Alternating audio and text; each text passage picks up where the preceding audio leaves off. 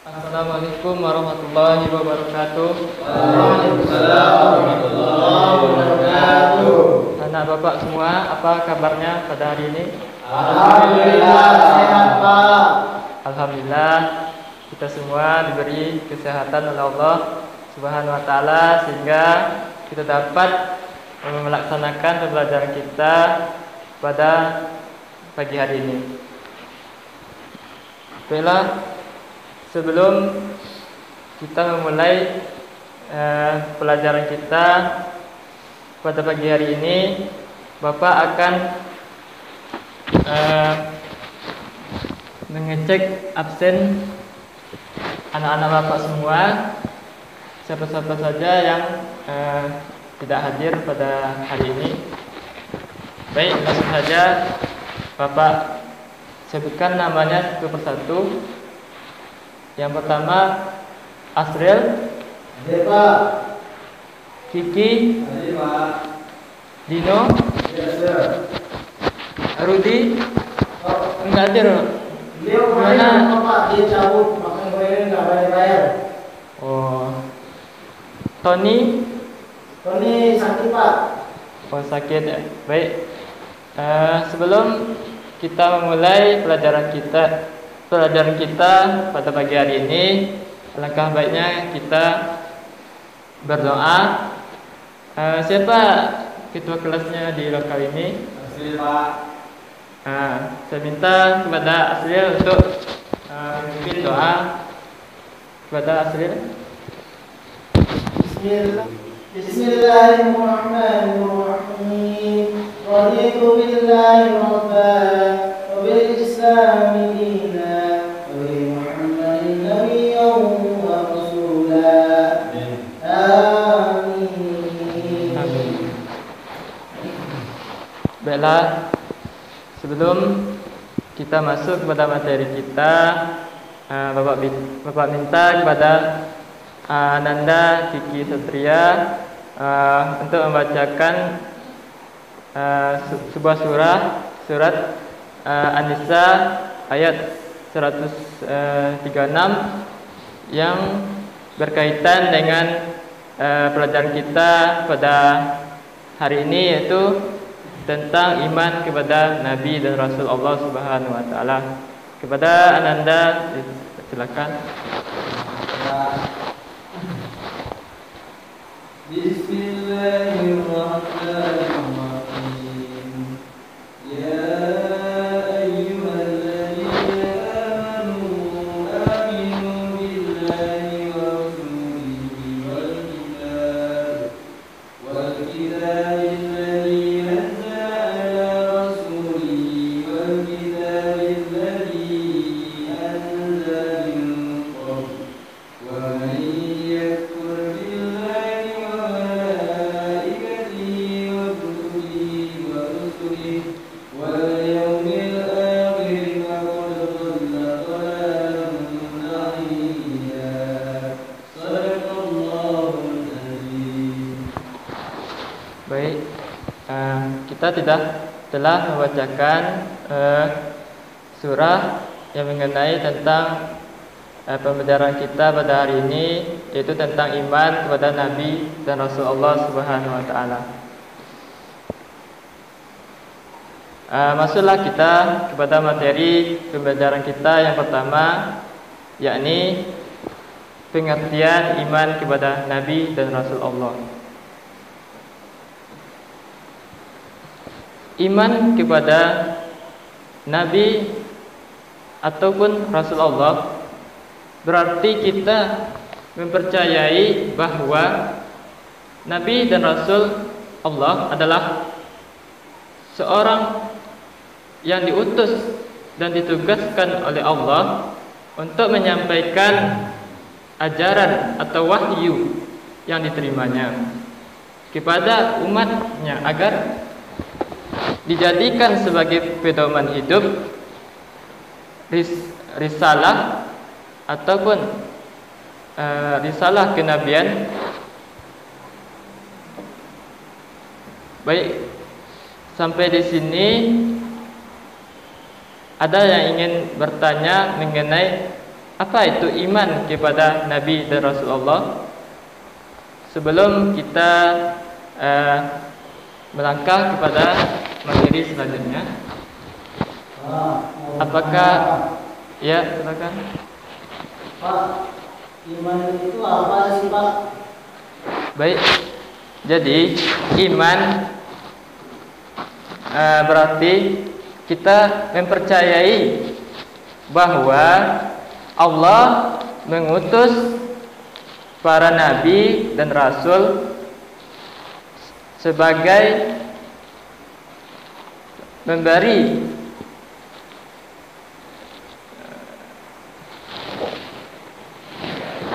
menyampaikan wahyu kepada umatnya, baik untuk dirinya sendiri maupun untuk umatnya. Baik, masuklah kita kepada materi selanjutnya, yaitu mengenai perbedaan Nabi dan Rasul Allah. Secara istilah, ada perbedaan pengertian antara Nabi dan Rasul. Nabi adalah seorang laki-laki yang diberi wahyu oleh Allah Subhanahu wa taala untuk dirinya sendiri. Nah, di sini anak-anak Bapak ada yang mengetahui apa itu Rasul? Jadi, Rasul adalah seorang laki-laki yang diberi wahyu oleh Allah Subhanahu wa taala untuk dirinya sendiri dan untuk disampaikan kepada umatnya atau manusia.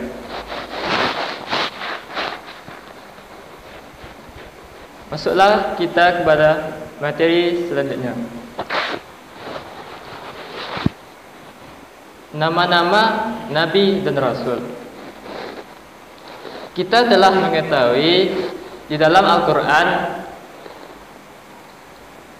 dijelaskan bahwa jumlah Nabi ada 25. Ada yang bisa menyebutkan nama-nama Nabi dan Rasul Allah Subhanahu wa taala? Ya, silakan Dino. Pertama yaitu Adam, kedua Nabi Idris, Nuh, Hud, Saleh, Ibrahim, Lut, Ismail, Ishaq, Yaqub, Yusuf, Ayub, Shu'aib, Musa, Harun, Zulkifli, Daud, Sulaiman, Ilyas, Yasa, Yunus, Zakaria, Yahya, Isa, Nabi Muhammad sallallahu alaihi wasallam. Baik, bagus sekali Dino sudah lancar menyebutkan nama-nama 25 Nabi dan Rasul Allah Subhanahu wa taala yang wajib kita ketahui sebagai seorang muslim. Masuklah kita kepada materi sifat-sifat Nabi dan Rasul Allah Subhanahu wa taala. Ada beberapa sifat wajib yang dimiliki oleh Rasul dan Nabi, yakni sebagai berikut. Yang pertama yaitu siddiq. Siddiq artinya benar. Maksudnya para rasul selalu berkata benar, baik benar dalam menyampaikan wahyu yang bersumber dari Allah Subhanahu wa taala. Kemudian yang kedua, amanah. Amanah berarti terpercaya. Maksudnya adalah para rasul senantiasa menjalankan tugas kenabiannya sesuai dengan tugas yang diberikan Allah Subhanahu wa taala. Kemudian yang ketiga, tabligh. Tabligh berarti menyampaikan. Maksudnya para rasul senantiasa menyampaikan semua wahyu yang harus disampaikan kepada umat manusia, baik berupa pengetahuan, pedoman maupun syariat serta risalah kenabian yang lain. Kemudian yang terakhir, fatonah. Fatonah artinya cerdas. Maksudnya para rasul memiliki kecerdasan dalam menjalankan amanah, tugas dan tanggung jawabnya sebagai seorang nabi dan rasul. Kemudian kita melihat ke dalam aspek psikologis dan kesehatan mental dari iman kepada rasul adalah dengan melihat sifat-sifat yang ada pada diri rasul itu sendiri. Kebaikan akhlak nabi ini dikenal dengan amanah, siddiq, fatonah, dan tabligh. Sifat ini menjadi sumber nilai dan moral serta norma kedua umat Islam setelah wahyu dan tauladan yang diberikan Rasul. Berupa perkataan, perbuatan, merupakan warisan bagi manusia dan dijadikan pegangan hingga akhir zaman. Meyakini Nabi, konsekuensinya adalah yakin terhadap apa yang disampaikan oleh Nabi. Artinya, seorang Muslim yang baik menjadikan warisan Nabi sebagai pegangan dalam bicara dan bersikap dan bertindak. Secara psikologi, bertindak dan bersikap merupakan fitrah manusia. Namun, tindakan dan sikap yang sesuai dengan petunjuk dan melekat pada diri Rasulullah, sikap baik dari lahir jiwa yang baik pula.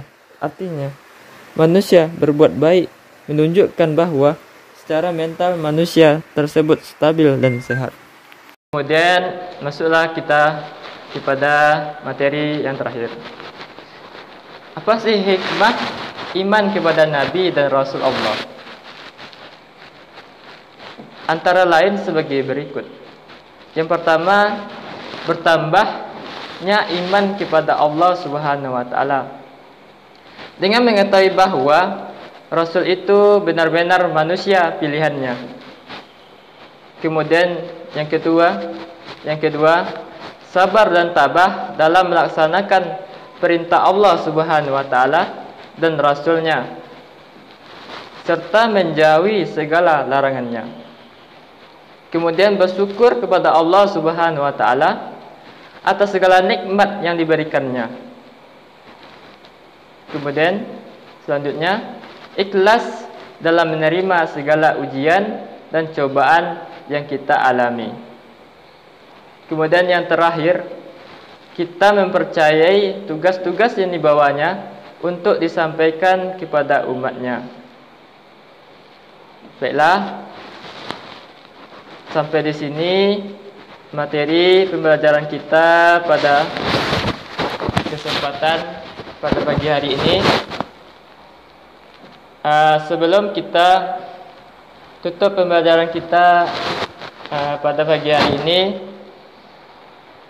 Bapak meminta seseorang untuk menyimpulkan materi pembelajaran kita pada pagi hari ini kepada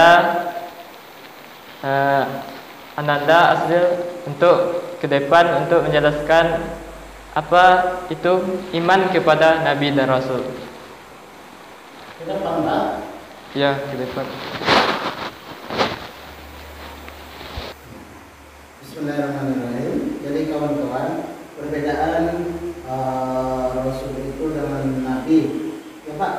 Perbedaan Nabi dan Rasul itu ibaratnya Pak, bahwa seseorang menyampaikan suatu surat yang disimpan hanya untuk dirinya sendiri, bukan untuk disampaikan kepada orang lain. Misalnya saudara Nuh mengirim surat kepada saya, dan saya menyimpannya khusus untuk diri saya sendiri, maka harus saya umumkan.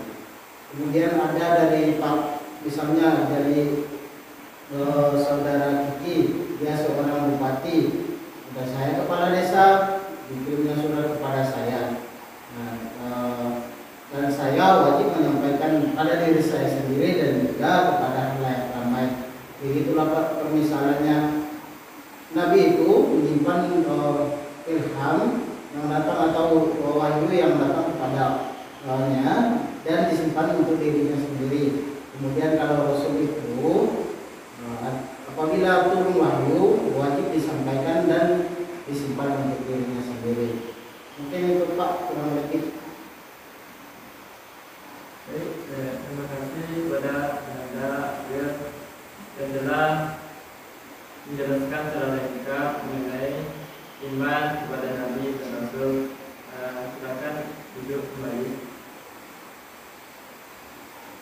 Baik, berakhirnya kesimpulan yang disampaikan oleh Anda tadi. Berakhir pula pembelajaran kita pada pagi hari ini. Sebelumnya Bapak akan memberikan tugas kepada Anda semua. Tolong dicatat tugasnya, yakni coba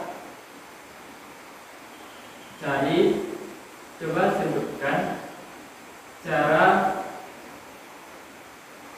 kita sebagai seorang muslim beriman kepada Nabi dan Rasulullah beserta contoh teladan yang diberikan oleh Nabi dan Rasul. Baik, tolong dibuat nanti tugasnya dan minggu depan akan Bapak minta.